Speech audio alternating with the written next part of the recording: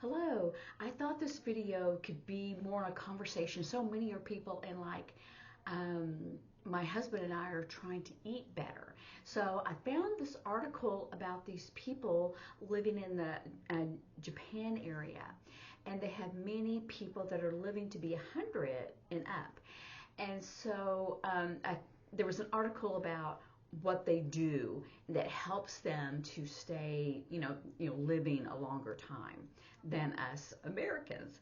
So, and plus, so many of my friends that I knew from way back are now dying. So anyway, so you want to live longer but a happier life. So we're going to go through that conversation of the things that people say that help them to live a longer time or longer life.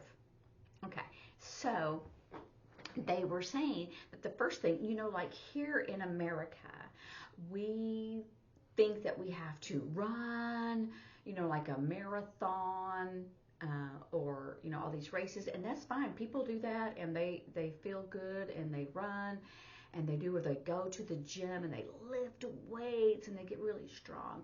But these people that have lived to be 100 have said that if you just move naturally without feeling like you have to run or to lift these heavy weights, if you just move naturally, like walking.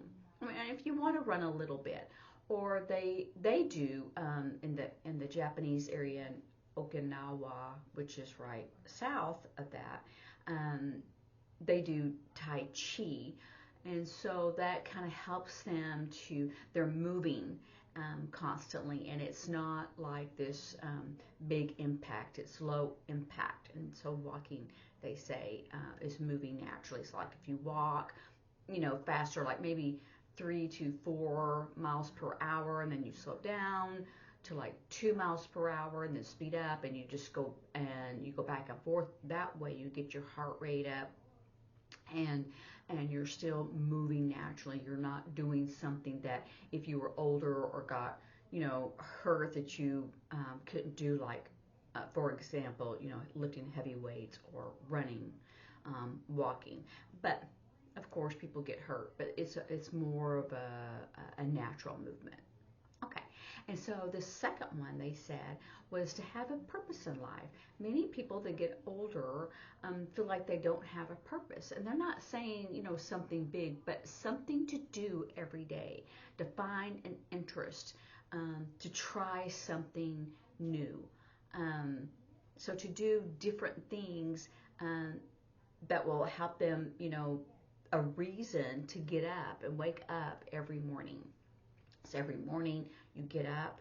See, that's every morning I get up and I do, and you can list, like I go outside in the garden, or you're making something, a craft, or you like to cook, or to sew, just different things of different interests that the people do, to find something to do every day.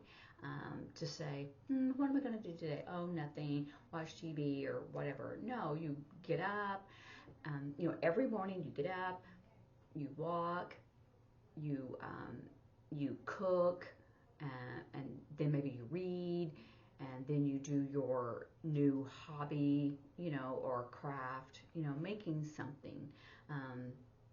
So there's just these different interests, and sometimes reading and learning is also important because of your brain, so that is an interest too.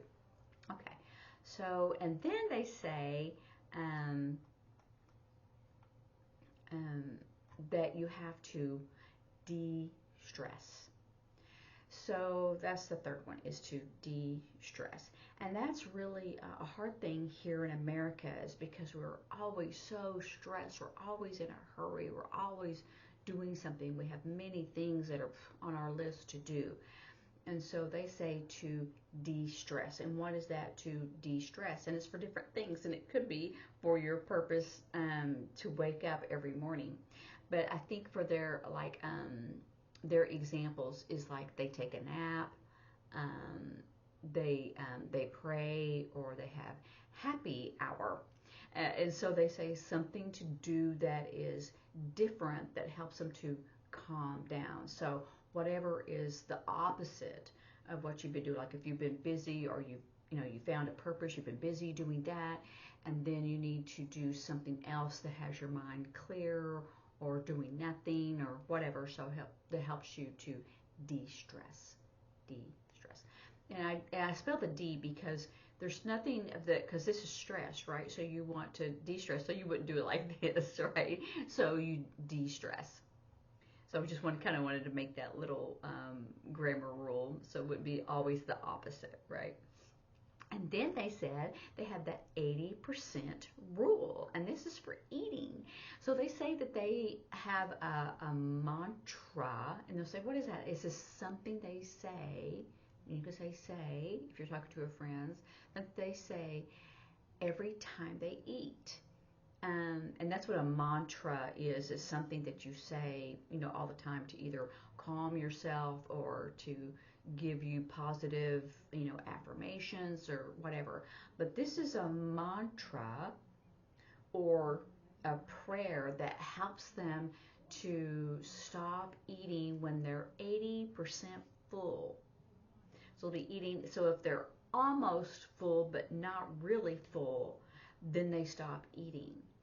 And so that helps with digestion, and it helps with not eating too much. And so that's their 80% rule, is they say something to themselves that helps them to not eat too much, to stop eating before they're full.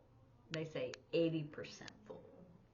So, and then number 5, that was number 4. Number 5 is plant. I'm going to spell it first. Slant. So plant slant, so that's the signs, right? But what is it? That's eating more like beans, and they have fava beans, soy beans. We can get them here too, and black beans and lentils, and we have those as well. So you can kind of research that. And they said that that's mostly what they eat. That is really the basis of their diet. Remember, we said diet is what you eat. So the basis of what they eat. So you wouldn't say diet because they're not trying to lose weight. It's the diet and the nutrition of the basis of what they eat. Okay, so they eat more beans than we do probably, and they say that they eat meat a lot less, and they said about 5 times a month. And we're thinking here in America, wow, because we eat it almost every day, right? But they say that they eat meat less, and then it's only like 5 ounces, which is the recommended even here in America. It's like, your hand. It's, your hand. It's about the size of your palm, they say. And that's supposed to be the amount of meat that you eat each time. But there in the Japan islands, they eat it about 5 times a month. Interesting.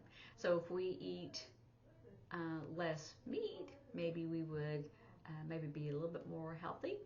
I don't know. That's kind of hard for us, I think, as Americans. And then, I don't know if you can see it, number 6 is that they drink wine at 5 o'clock. And I know many people go, oh, that's just happy hour. But I think that for them, it's like 1 or 2 glasses. But they're with friends and socially. They don't drink alone. So that I think is more about the socialization, about family, being with friends. Because it doesn't say that they drink alone. They say it's always with friends and family. So I don't support the drinking myself, but I think it would be important to get together with friends and family and people that you enjoy being with, to have that socialization and chatting and laughing and those different things. So I'm hoping that y'all are getting the signs that I'm using during a conversation, right? Um, and then number 7 is to belong. Belong to a church, belong to an organization, belong to a group. And it says that they belong to these kind of 3, major, most of, I'm doing it backwards because I'm thinking in ASL in English. So the major, mostly of those 3 things.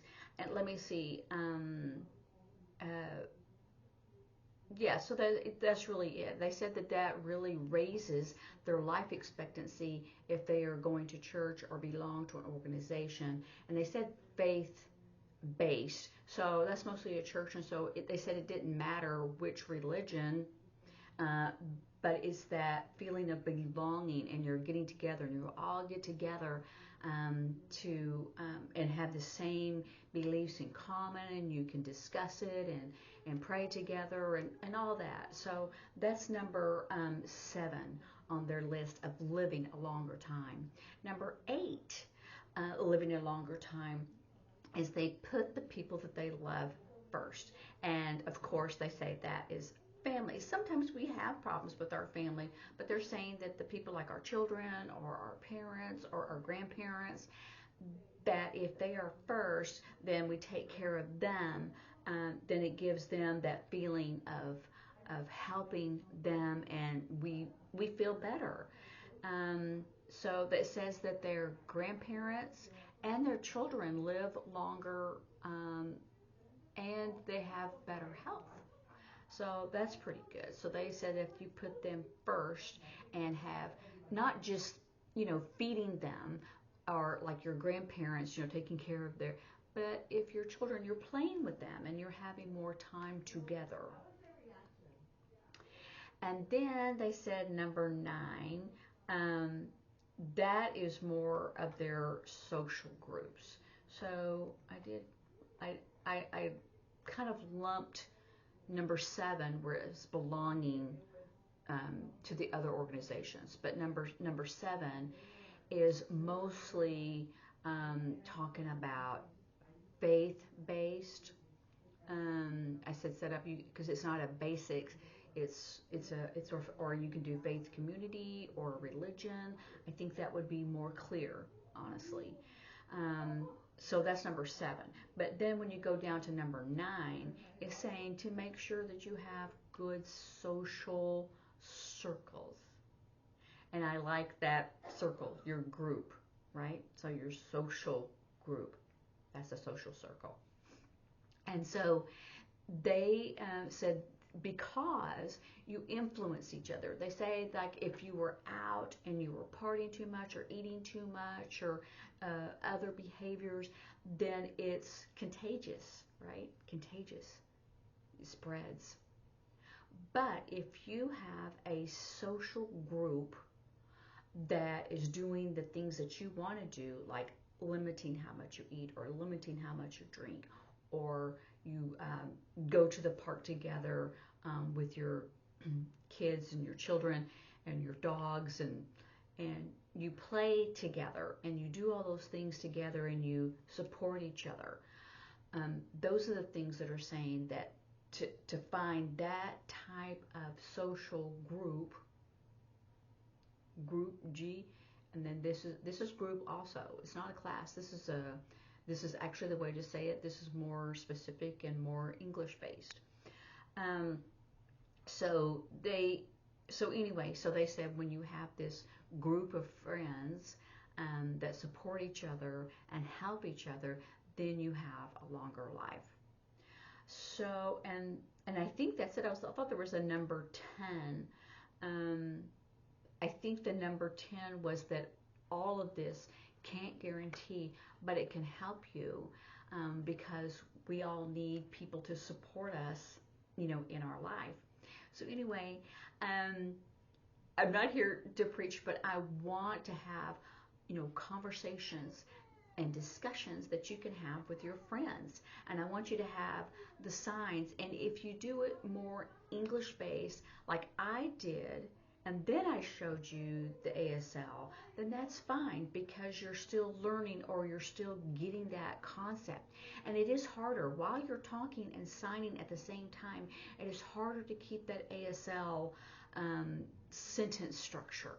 But if you will, but it's harder for me while I'm teaching you. But if you will not talk, then you can concentrate and have more of that ASL structure, so that you can do it more clear and do it right, and make sure that the concept is correct. And that's really the point, and that's your goal. We can reach it. Anyway, look back at my other videos to make sure that the signs are correct. I know there's many hand shapes, but they're so important, and they will give you that basis that will help you to sign more clearly with your friends. And so enjoy and practice, and I will see you later. Bye.